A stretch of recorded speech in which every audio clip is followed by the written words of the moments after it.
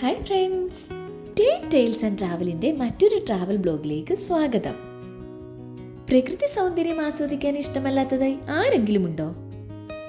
ഇന്നത്തെ നമ്മുടെ യാത്ര അധികം അറിയപ്പെടാത്തതും എന്നാൽ ഒരു വട്ടം പോയാൽ വീണ്ടും പോകാൻ തോന്നുന്നതുമായ ഒരു കിടിലൻ ഹോളിഡേ ഡെസ്റ്റിനേഷനിലേക്കാണ്.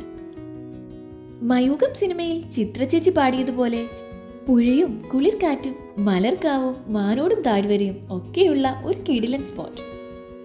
ഇങ്ങനെ ഒരു കാട് അബുദാബിയിലുണ്ടെന്ന് പറഞ്ഞാൽ വിശ്വസിക്കാൻ ബുദ്ധിമുട്ടുണ്ട് അല്ലേ?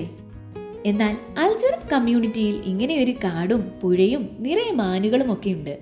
ഇതൊക്കെ എൻജോയ് ചെയ്യാൻ ഈ വീക്കെൻഡ് ഫാമിലിക്കൊത്ത് ഇങ്ങോട്ടേക്ക് പോരൂ. അൽജറഫ് കമ്മ്യൂണിറ്റിയിലേക്ക് കയറുമ്പോൾ വളരെ മനോഹരമായ ഒരു കാട്ടുപാതയാണ് നമ്മളെ സ്വാഗതം ചെയ്യുന്നത്. 300 ഹെക്ടറിലധികം വ്യാപിച്ചു കിടക്കുന്ന ഒരു വന്യജീവി സംരക്ഷണ കേന്ദ്രമാണിത്.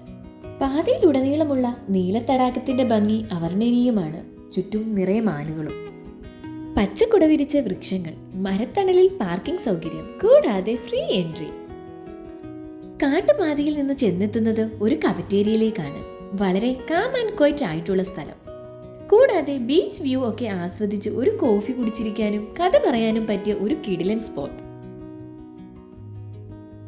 ബീച്ച് വ്യൂ ആംബിയൻസിന് പറ്റിയ സെറ്റിംഗ്സ് ആണ് ഈ കഫറ്റേരിയയ്ക്കുള്ളത്. Evening or morning time visit ചെയ്യുന്നതാവും കൂടുതൽ ഉചിതം.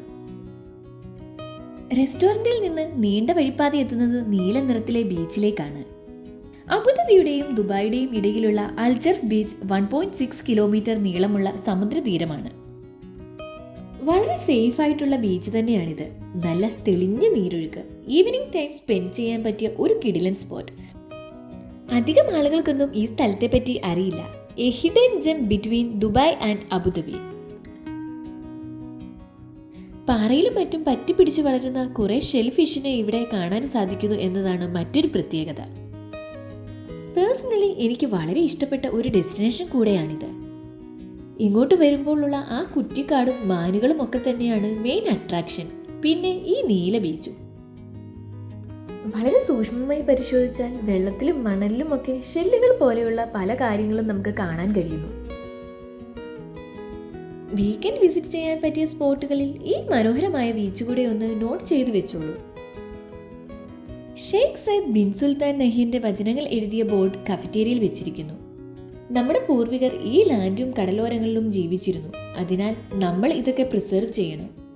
അതെ, ഇപ്പോൾ ഉള്ള ഈ കാര്യങ്ങളൊക്കെ പ്രഷ്യസ് ആയി സൂക്ഷിച്ചാൽ മാത്രമേ വരുന്ന നമ്മുടെ തലമുറയ്ക്കും ഇതൊക്കെ ഇത്ര മനോഹരമായി എൻജോയ് ചെയ്യാൻ കഴിയൂ.